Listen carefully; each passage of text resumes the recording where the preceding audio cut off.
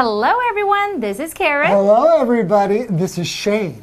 Today we're looking at part 1 of myths and legends behind earthquakes. And the vocabulary words are tremble.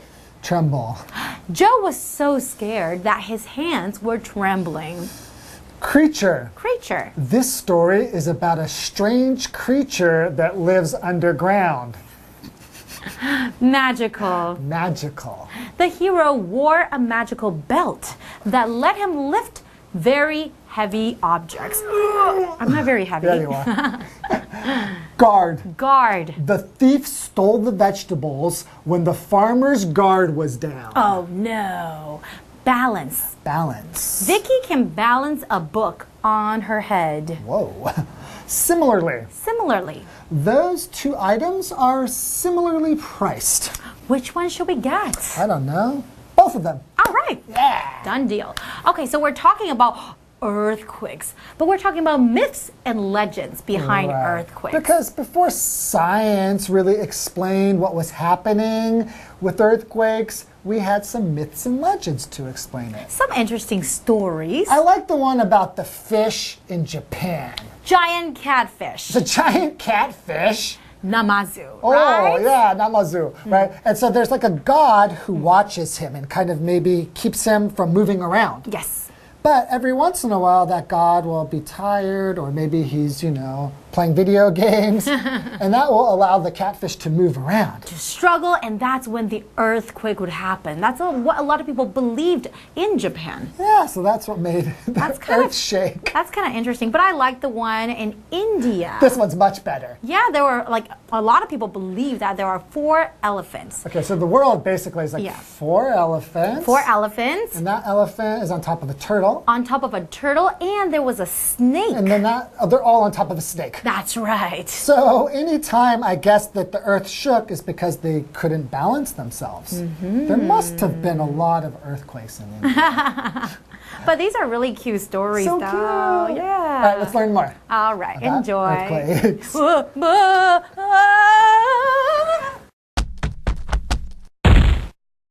Myths and legends behind earthquakes. The human race has often feared the unknown or the unexplained, and for thousands of years, earthquakes were one of those unknowns. People could not understand what made the earth tremble, and their fear of the unfamiliar led to the birth of some amazing myths and legends. Today's lesson is called Myths and Legends Behind Earthquakes, Part 1. Hello everyone, my name is Jeff. And I'm Mike. And earthquakes, for those of us who live here in Taiwan, of course, are a daily part of life. Well, we don't feel them daily, but they do happen daily around the island. Now, today, of course, scientists, geologists, seismologists, scientists who study earthquakes, they know a lot about earthquakes, but earthquakes have been around for hundreds and thousands of years. So today and tomorrow we're going to be looking at a few of the myths and legends, the old stories and superstitious beliefs that people had long ago in different parts of the world to explain earthquakes long before they had earthquake scientists. Anyways, the human race has often feared the unknown or the unexplained, and for thousands of years, earthquakes were one of those unknowns. Yes, people wondered, why is this happening? Why is the earth shaking? Did we do something wrong? Did we make the gods unhappy? What is going on? We've got to understand this. Yeah, people could not understand what made the earth tremble, and their fear of the unfamiliar led to the birth of some amazing myths and legends. So, in order to explain earthquakes, people made up stories, myths, and legends to figure out or to understand why the earth would tremble during an earthquake. By the way, if something trembles, it shakes. By the way, if a person trembles, they shake usually with fear. They're so scared that they're trembling or shaking. For example, Joe was so scared that his hands were trembling. Anyways, folks, with that, it's time for us to take a break, but don't go away. We'll be back after this. And remember, Google plate tectonics. Hello， 大家好，我是 Hanny。这2天的课文是要介绍地震的神话与传说。那么标题里面的 myth 就表示神话，或是指迷思、错误的看法。那么 legend 这个字是名词，表示传说、传奇故事。那我们也顺便补充一下，这个迷信的英文要怎么说呢？叫做 superstition。superstition 它是拼作 superstition。那它的形容词呢，是把字尾的 ion 改成 ious， 变成 superstitious。superstitious 表示迷信的。现代人会用科学来解释地震的成因，可是以前古代没有地理学家，没有地震学家，地震对他们来说是未知的事物，他们没有办法理解是什么会让地面这样震动，于是就出现一些跟地震有关的神话传说。好，那我们先来看单字 tremble 就表示震动、摇晃、颤抖。老师们刚刚提到这个 geologist 是指地质學家，还有提到 seismologist 则是指地震学家。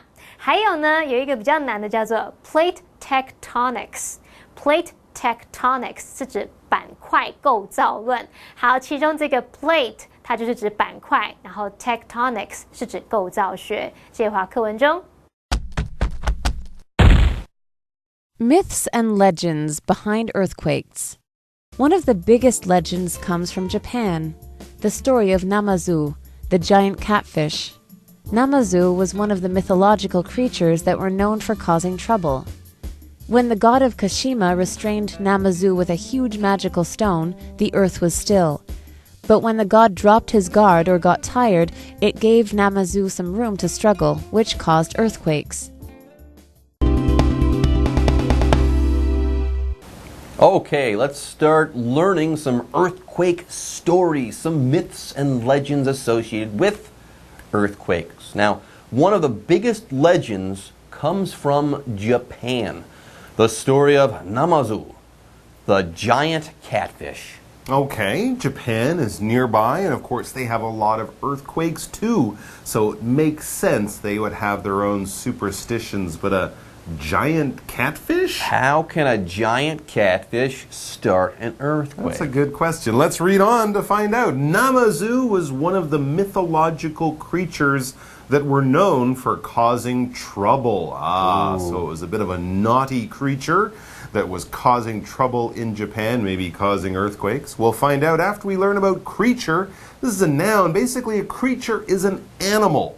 All right, we often use this, though, to talk about something that's a little strange, a little unusual. Maybe we don't know what it is. It could also be a little bit scary and, kind of frightening looking. So we would talk about insects being creatures, or what is that creature in the corner when you don't know what it is, or the sea is filled with some amazing creatures. Now, we wouldn't talk about your pet dog or your cat as a creature, because it's not that strange, but something exotic, unusual, maybe a little scary looking. This is a word we might use to talk about that kind of animal. For example, this story is about a strange creature that lives underground. Maybe like Gollum, the Hobbit. He's a strange creature that lives underground. But Namazu is not. Namazu is a catfish. Let's find out more. When the god of Kashima restrained Namazu with a huge magical stone, the earth was still. But maybe he got out of his restraints and that caused earthquakes. I'm not sure. You shouldn't do that to catfish, though, I would say. Don't put stones on them to restrain them. That's not... Unless the catfish is a gigantic creature known to make trouble. Yeah, Namazu kind of sounds like the Loki of Japanese mythology, a big troublemaker like Loki. Anyways, here we're talking about a stone, a magical stone. And here we have the adjective magical to talk about. When you're talking about something or describing something that you think has magic powers, the ability to do the impossible, you can call that thing magical. Yes, magic is the noun. Magic is a power, an imaginary power that people think exists in some places. This power, by the way, allows you to do impossible things. Okay, so if something has magic, can do magic, so on and so forth, you can say that this thing is magical.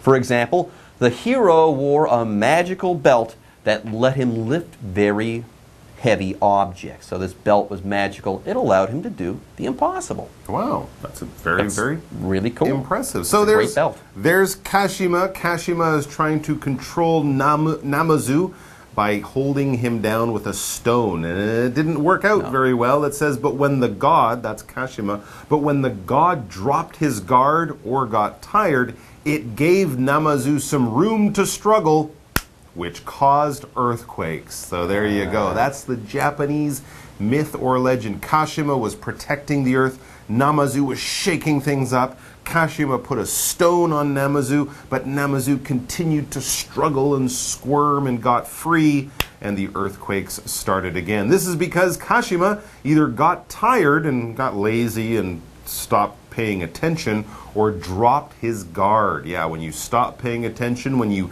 let down your guard or drop your guard, it means you're not taking care of the important things that you need to be responsible for. Here, guard, this is a noun. Now, we're not talking about a guard like someone who stands at the bank and makes sure people don't steal money.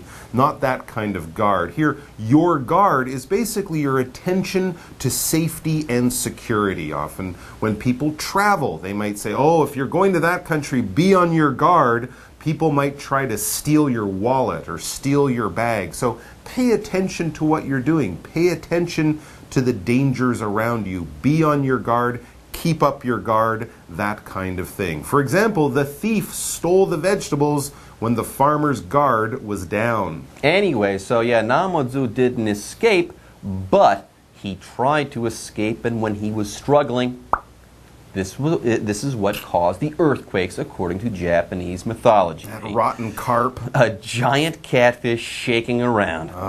Interesting. All right, folks, with that, it's time for us to take a break. But don't go away. We'll be back with more soon. 第一站，我们来到日本 Japan。日本有一个广为流传的鲶鱼故事。Namazu 它是一只神话生物，那它是出了名会制造麻烦的巨大鲶鱼。那么鹿岛之神 Kashima 他用一颗巨大魔法石把它制住的时候，这个地面就静止不动。可是当鹿岛之神他放下戒备或者很累的时候，那只鲶鱼就会有一些挣扎扭动的空间，于是就引发地震了。Mike 老师刚刚用到 squirm 这个动词 squirm，squirm 表示蠕动扭动。好，再来看三个单字 creature 表示生物。老师提到这个字常常用来指比较奇特的生物，像电影《魔戒》里面那个咕噜 Gollum 就是一种很奇特的生物，你就可以用 creature 来称呼它。那么老师刚刚还用到 exotic 这个字呢，它是拼作 exotic， 它是形容奇特的，也可以用来形容异国情调的。下一个单字 magical 表示魔法的，具有魔力的。那么 guard 当可数名词是指卫兵、警卫，那在文中它是当不可数名词来表达防备、警戒。Drop one's guard 看起来像放下防备、放下警戒，那就是表示放松了戒备，意思就跟 let down one's guard 很类似。那我们还可以用 be on one's guard 来表达有防备， be off one's guard 来表达没有防备。好，那么补充单字 restrain 它是指抑制、压抑，是一个动词。它的名词是在字尾加一个 t， 变成 restraint 表示抑制、克制或是约束。好，我们先前有学到 myth 是神话嘛，那这个段落里面出现这个 mythological 它是形容词，形容神话的、虚构的。接回到课文中。Myths and legends behind earthquakes. In India, people believed the earth was held up by 4 elephants that were standing on the back of a turtle, which in turn was balancing on top of a snake. If any of these animals moved, it would cause the earth to shake. The Mongolians similarly believed that a giant frog carried the world on its back. Earthquakes were the result of the frog slipping.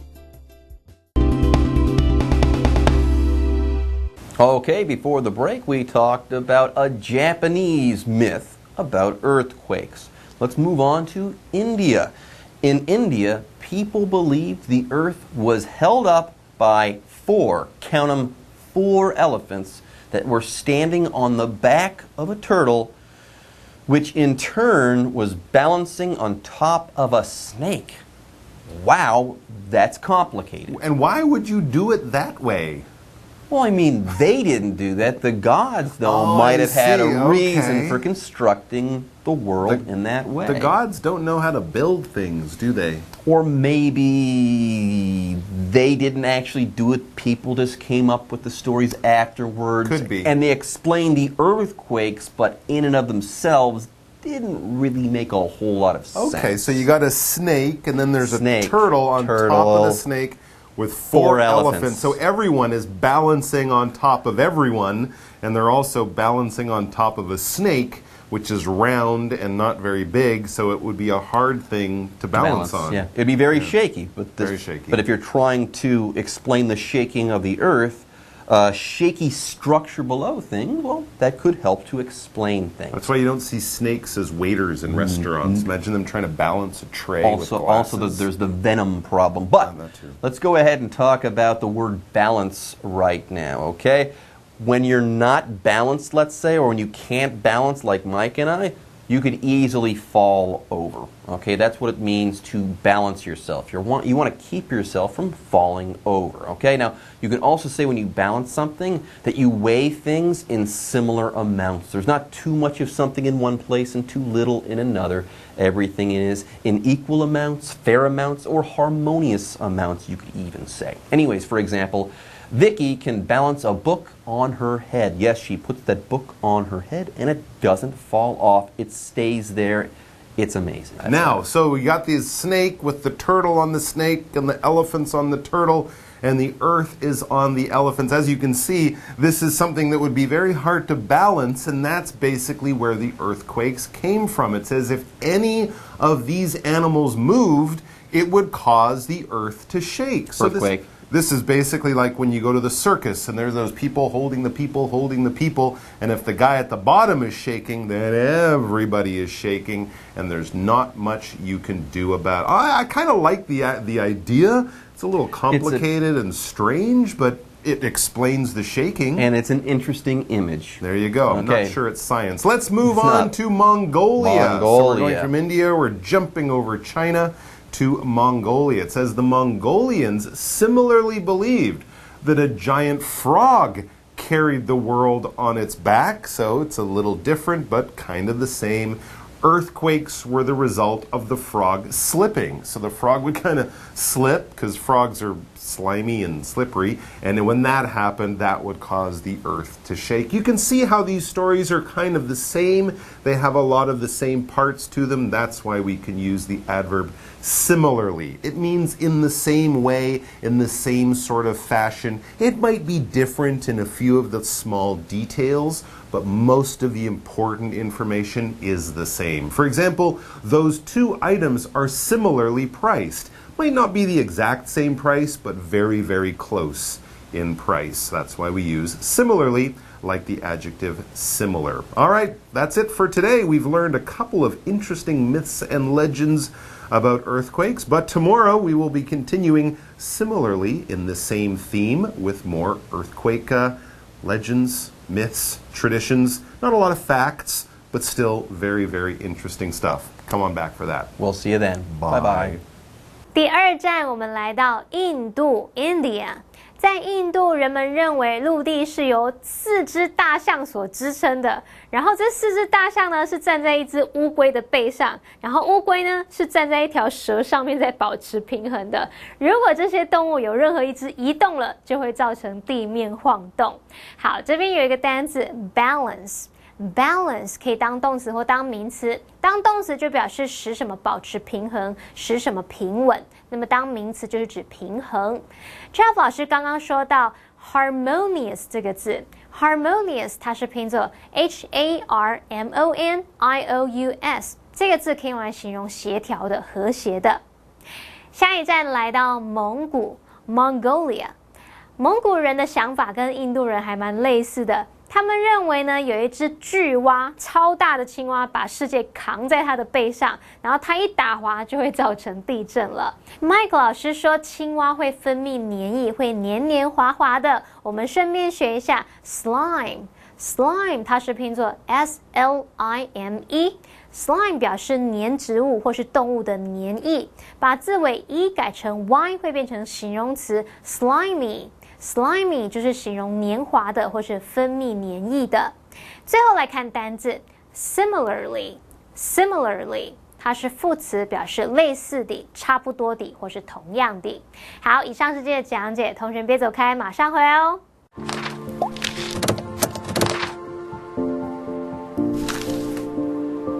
大家好，我是 Hanny， 欢迎收看我们的文法单元。今天要介绍的文法重点有3个，第一个是 the 加上形容词的用法，第二个是 what 引导名词子句的用法，第三个是 lead to。我们先来学 the 加上形容词的用法。我们用定冠词 the 加上形容词，可以用来统称有某种特质或是特性的人事物，通常要视为复数。举例来说 ，the rich 富人有钱人 ，the young 年轻人 ，the homeless 无家可归的人 ，the unknown 未知的事物 ，the unexplained 无法解释的事物 ，the unfamiliar 不熟悉的事物等等。好，那我们来看2个例句。第一个例句。She devoted herself to helping the poor. 她奉献自己的一生，致力于帮助贫困的人。第二个例句 ，The artist likes to challenge the impossible. 那位艺术家乐于挑战不可能的事物。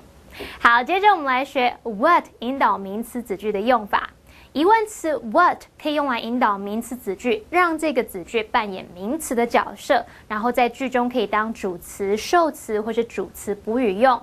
那 what 在这个用法当中就相当于 the thing that 或是 the things that， 表示什么什么的事物。来看一个例句 ：What I need is some peace and quiet。我需要的是片刻的安静。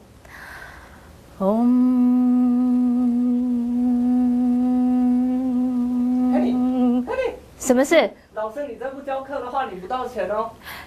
对不起，小的马上开始。好，刚刚那一句 What I need is some peace and quiet， 其中这个名词子句 What I need 是当主词用，要把它视为单数，后面搭配单数动词 is。好，为了显示我教学认真，我们再造一个例句 He knows what I'm thinking， 他知道我在想什么。那句子里面那个名词子句 What I'm thinking 是当受词用，也就是当动词 know 的受词。好，那最后我们来学 lead to。片语动词 lead to 表示导致、造成或是引起。那注意其中的 to 是介系词，所以后面我们是接名词或是动名词。好，那这个片语呢，它就跟 cause 或是 result in 意思相似。比如Poor eating habits may lead to obesity. 不良的饮食习惯可能会导致肥胖。好，以上是今天重点整理，我们下次见喽，拜拜。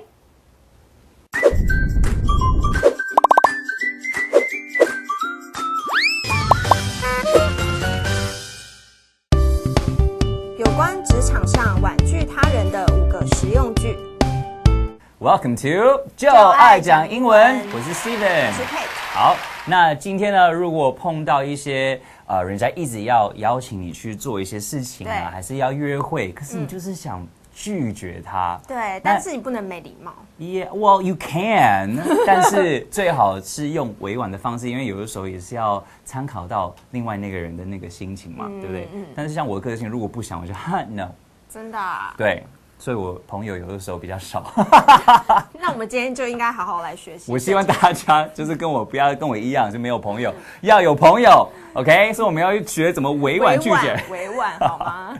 第一个呢是人家邀你去做一件事情，可是这个是比较是人家想问你可不可以帮他，对，让你不知道怎么直接说 I can't help you， 还是 I don't want to help you，你可以说 I'm sorry， but I'm not able to help you at this time。I'm sorry, but I'm not able to help you at this time. 就表示说，也许明天还是后天还是可以，但是这个的小危险是，如果你真的是现在纯粹是现在没有时间的话，那你可以用这个方式，就表示说 at this time 我不行，但 maybe tomorrow， 你可以接下来说 maybe tomorrow, maybe next week。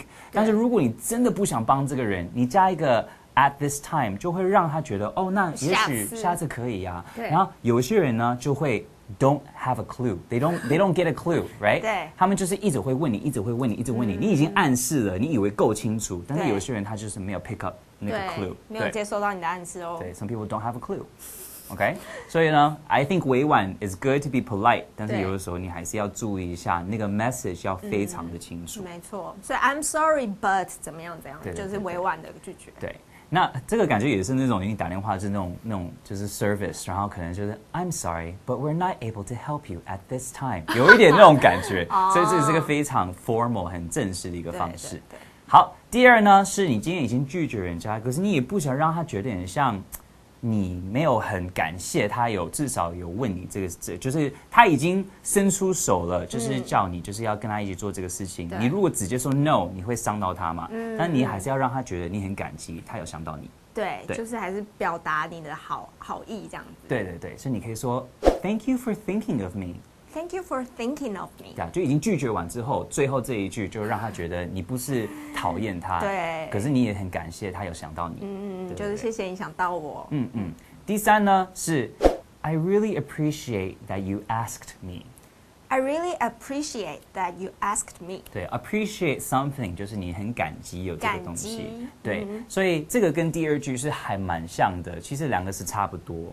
然后我觉得很多次，如果今天你没有办法做一件事情，像比如说我工作，常常有一些时间上的一些卡住，我就没有办法做工作 A， 所以工作 B 我就可以做，可是工作 A 我又觉得下次我不希望他不要再我希望他下次还会来找我，他不是觉得我不想做这个工作，所以我第二跟第三句是很适合在最后面让他知道这一次我不能跟你工作，是因为真正是时间的关系，而不是因为我不想。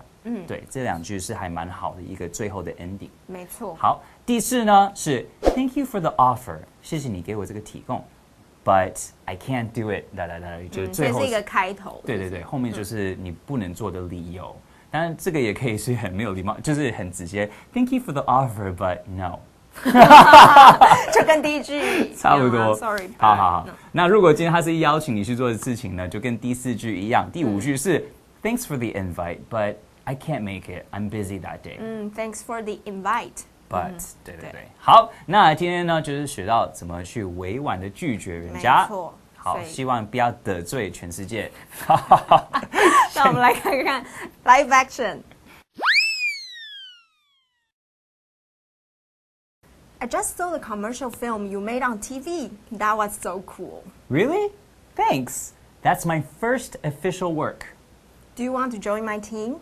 We need people who can make astonishing films like you. Thanks for the invite, but I still have other cases to work on at the moment.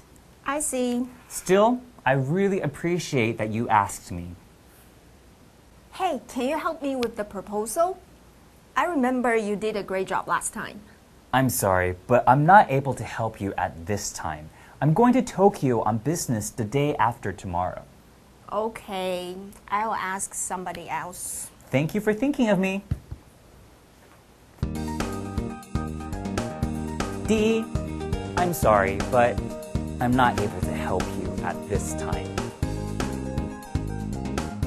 第二 Thank you for thinking of me. 第三 I really appreciate that you asked me. 第四 Thanks for the offer, but 第五 Thanks for the invite, but